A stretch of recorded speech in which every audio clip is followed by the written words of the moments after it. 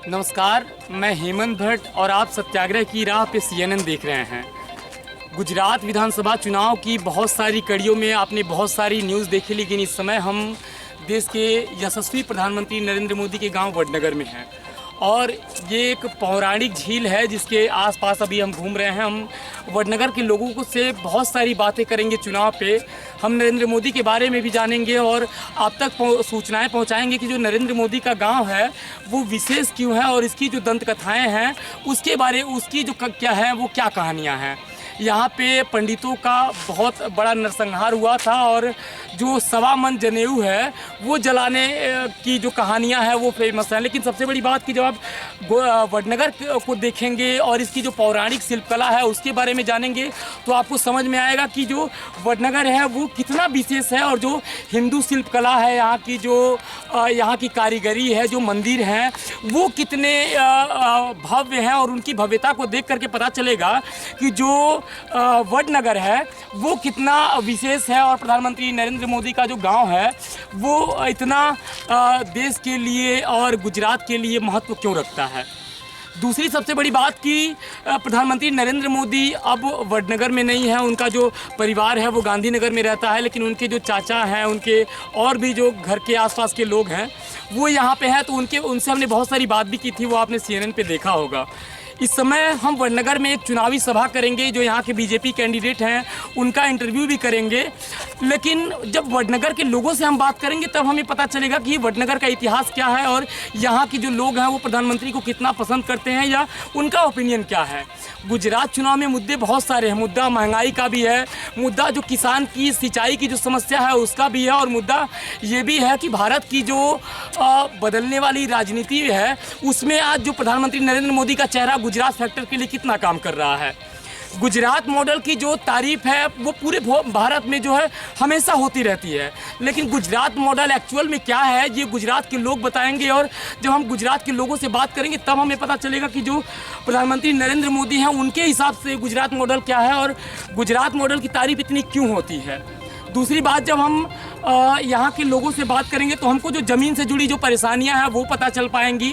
और इस बार का जो चुनाव है, क्योंकि इस बार आम आदमी पार्टी में अरविंद केजरीवाल की जो पार्टी है वो पहली बार पदार्पण कर रही है गुजरात विधानसभा चुनाव में और अरविंद केजरीवाल जो है बहुत कुछ फ्री में देने की बात कर रहे हैं। हम कहना चाहेंगे थोड़ा सा अपने छायाकार बंधु से हमारे साथ में चलेंगे और चलते हुए हम ये जो बातें हैं या यहाँ के लोगों से उनका ओपिनियन पुल लेने का प्रयास करेंगे। आप कहना चाहेंगे कि थोड़ा सा आप घूम करके दिखाएंगे यहाँ के लोगों को और जो झील का दृश्य है वो एक बार दिखाएंगे सुनील, कि जो ये दृश्य है ये कितना भव्य है और इसकी भव्यता को दिखाने के लिए हम अभी वडनगर के बीचों बीच उस पौराणिक झील पे हैं। हम जो यहाँ का विशेष मंदिर है हम वहाँ पे भी चलेंगे, हम BN हाई स्कूल पे चलेंगे, हम वडनगर के जितने भी बाहरी दृश्य हैं वो दिखाएंगे आपको और हम आपको बताएंगे कि गुजरात में जो इस समय राजनीतिक परिस्थिति है वो उसका जो एक्चुअल रिपोर्ट है, जो ग्राउंड जीरो की रिपोर्ट है वो क्या है। दूसरी बात कि जब प्रयास से ही हम शुरू से सुबह से जब यहाँ निकल रहे हैं और हमारी बात जब लोगों से हो रही है तो हमको ज़मीन से कुछ ऐसी परेशानियाँ देखने को मिलती हैं जिनके बारे में अभी शायद हमें पता नहीं था। जब हम ग्राउंड जीरो पे जा रहे हैं तो जो आम आदमी है, क्योंकि जो जनमानस है वो सिर्फ किसान नहीं है, वो सिर्फ व्यापारी नहीं है, वो उसके बहुत सारे ऐसे व्यापार हैं जिससे उसकी जो दिनचर्या है, जो उसका जीवन शैली है वो चलता है। तो ये वडनगर के लोग बताएंगे कि ये विषय इतिहास जो है वो कितना पौराणिक है और वडनगर को आज किस चीज़ की ज़रूरत है।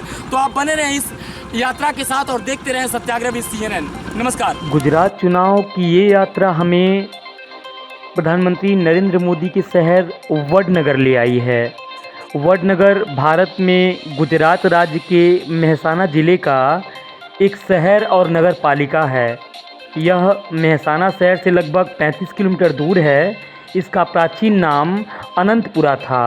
इसे आनंदपुरा के नाम से भी जाना जाता है। सबसे बड़ी बात कि 640 से जुआन जैंग द्वारा दौरा किया गया यह एक बौद्ध स्थान और इतिहासकार थे और पुरातत्वविद अलेक्जेंडर कार्निघन ने वडनगर शहर के साथ आनंदपुरा की भी पहचान की थी। सबसे बड़ी बात कि वडनगर के बारे में जो पौराणिक कथाएं और दंत कथाएं हैं उसको लेकर के खासा आकर्षण का केंद्र रहा है वडनगर और कई प्राचीन शिलालेखों और साहित्यिक स्रोतों में अनंतपुरा या आनंदपुरा नामक एक शहर का उल्लेख है, जिसे आज के वडनगर और उसके आसपास के क्षेत्र के रूप में पहचाना जाता है। महाकाव्य कथा महाभारत में वर्तमान गुजरात के उत्तरी भाग में आनंद साम्राज्य का उल्लेख है। गुजरात के बारे में सबसे पुरानी पौराणिक कथा अनर्थ नाम के एक राजा के बारे में है। इस शहर का उल्लेख स्कंद पुराण के नगर खंड के तीर्थ महात्म खंड में चमत्कारपुर के नाम से भी जाना जाता है। सबसे बड़ी बात कि पौराणिक कथाओं और महाभारत काल से जुड़ाव के बाद भी प्रधानमंत्री नरेंद्र मोदी का शहर इस बार गुजरात विधानसभा चुनाव की किस कड़ी को लिखेगा, ये आने वाला वक्त बताएगा।